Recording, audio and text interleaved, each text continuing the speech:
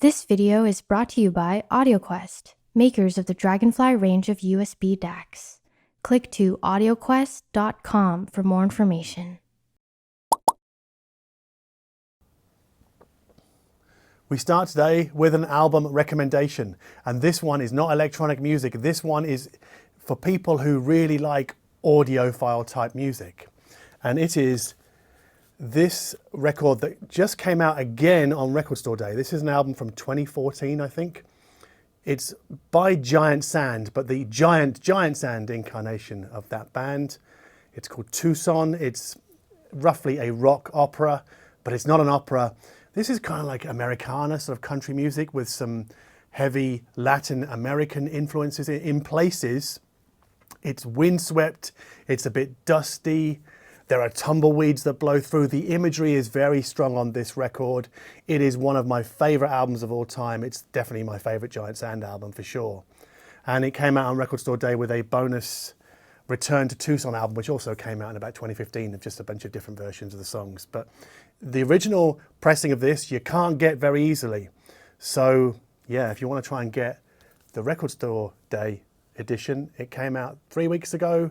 It's expensive, it's about 30 or 40 euros, but well, it's just wonderful, just wonderful. Anyway, we're not here to talk about Giant Sand today. We are here to talk about the KEF LS60 Wireless.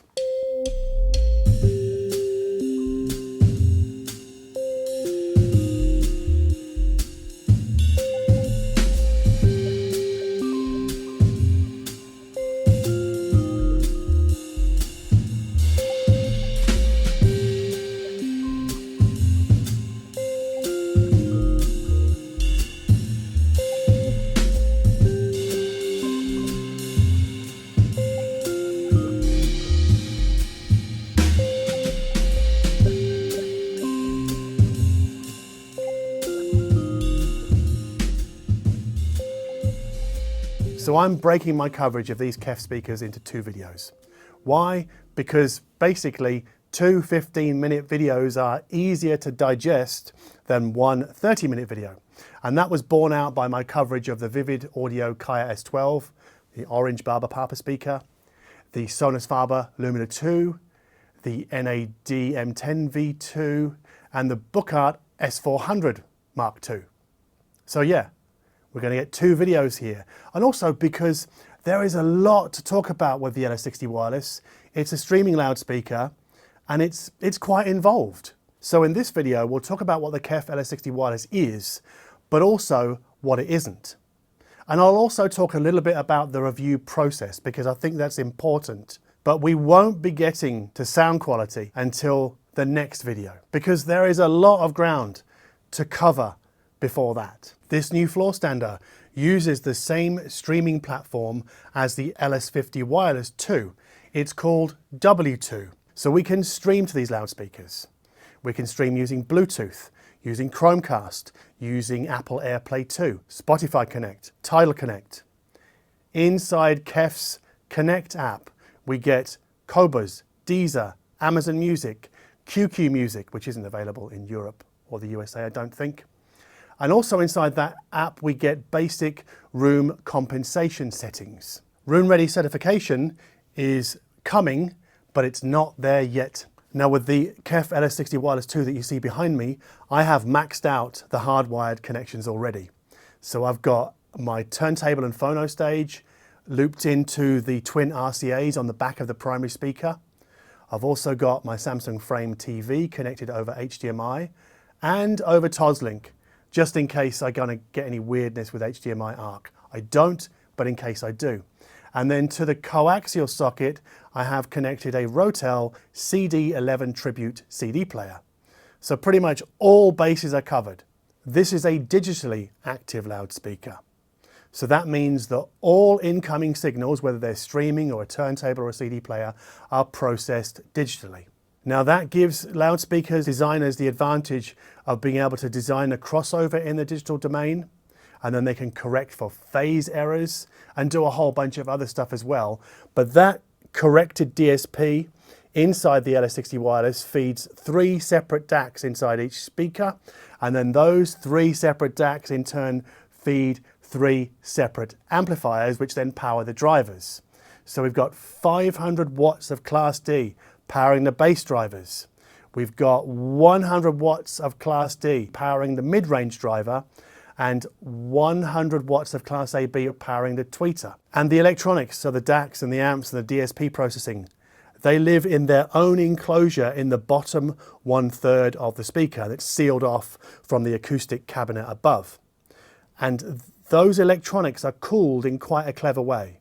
So where the speaker meets the plinth, there is an air inlet at the bottom, so the sides and the front, and that draws air into that electronics cavity, and then the air exits at the back of the speaker but just above where the connection plate is. Now on more traditional speakers we tend to see a tweeter sit above a mid-range driver.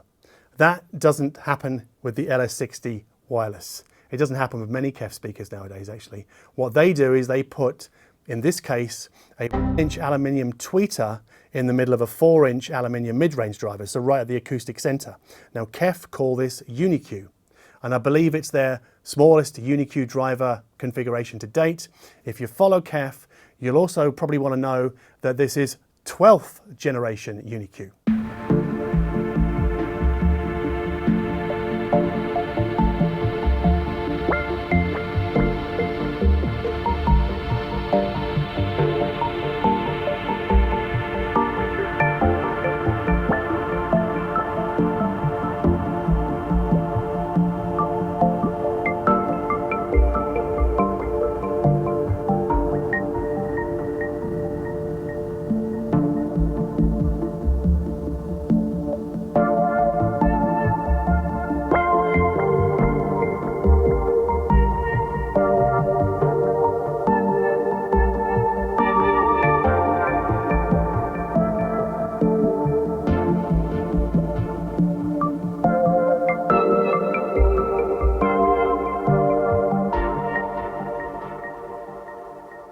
If the side-firing bass drivers on this speaker look familiar to you, that's because KEF first put them in the KC62 subwoofer and called the configuration Unicore.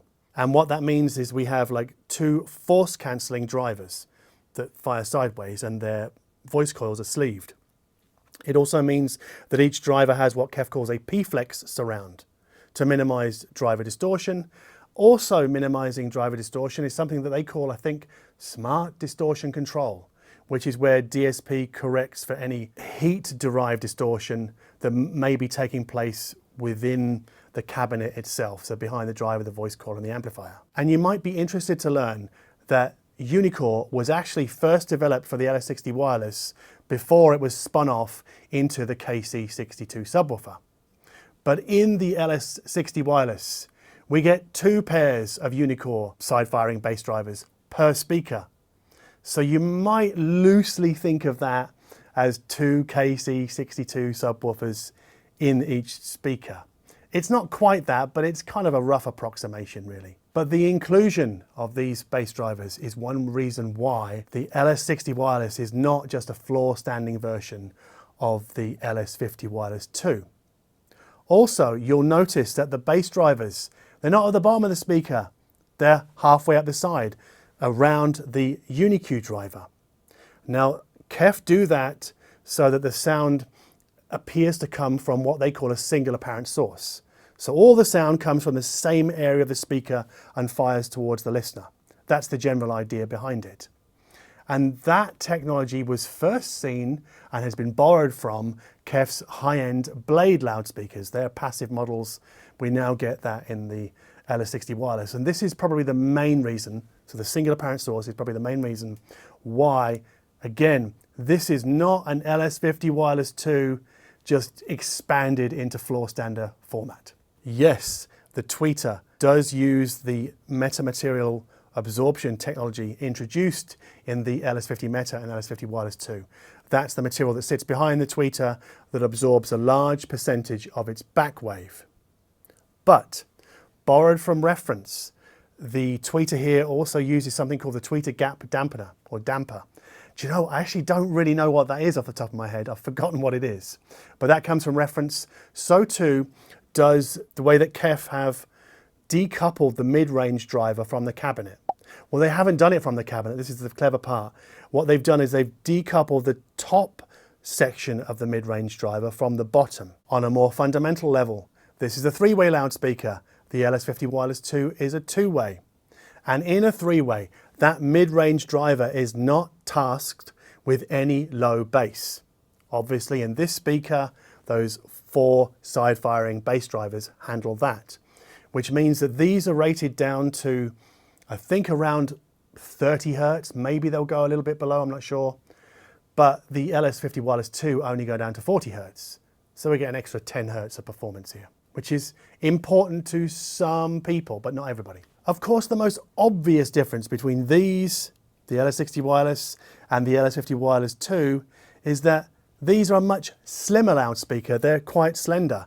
Now, I did ask KEF why. Why did you do this? And they said, well, look, our sort of market research told us that consumers want a speaker that's sort of less visually intrusive and has, I guess, more flexible placement opportunities. So it basically takes up less space on the floor. But one thing more mainstreamy customers might grumble about is the remote control. It looks like this. And this, I think, is pretty much the same as what comes with the LS50 Wireless 2. And that's fine with the LS50 Wireless 2 because that's a much cheaper speaker. But I think for a loudspeaker that sells for €6,500, I'm not so sure about this. In fact, I think even the remote that comes with the Apple TV 4K is just a nicer to use device.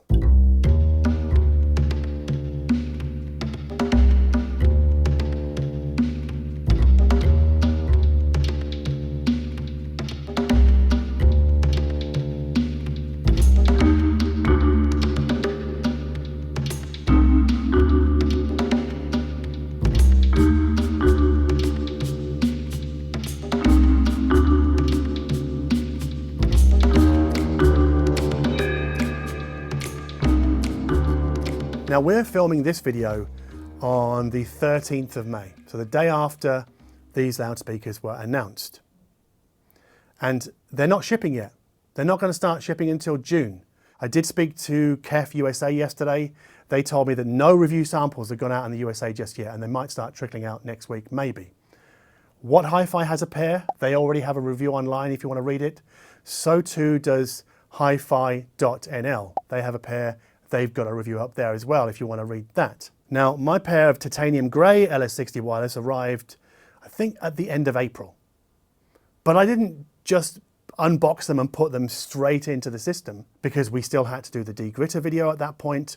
And I'd only just started on the €1,000 kick-ass Hi-Fi system investigation at that point.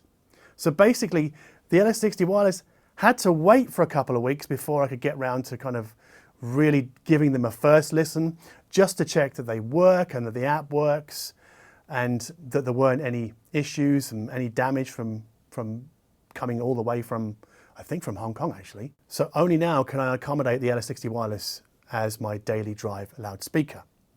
And I'm going to be listening to them for the next 3, maybe 4 weeks. And in that time, I'm not going to be just listening to these. I'll run them for about a week, and then I'm going to swap in a comparator system because, as I've said many times, side-by-side comparisons with price comparable Hi-Fi systems in this case are important. And then I'll listen to that comparator system for a few days. Then I'll take it out and put the LS60 back in. And then I might listen to these for another week and then put another comparator system in for another few days. And then take that out and then put the LS60 back in. All the time I'll be taking notes. But yeah, it's about a 3-week process, maybe 4 weeks, to really get a handle on the sound that comes out of these speakers and how they compare to other gear. And that's the important thing, because if we're to sort of ascertain the performance of these loudspeakers and do it reliably, it takes time and it takes side-by-side comparisons to do that. So basically, I'm not in a hurry. And I can either do it quickly or I can do it right. So if you like this video, please hit the like button down below. If you can wait for another few weeks for part 2 of this LS60 wireless coverage, then please hit the subscribe button down here as well so you don't miss that video. And as always, thank you ever so much for watching.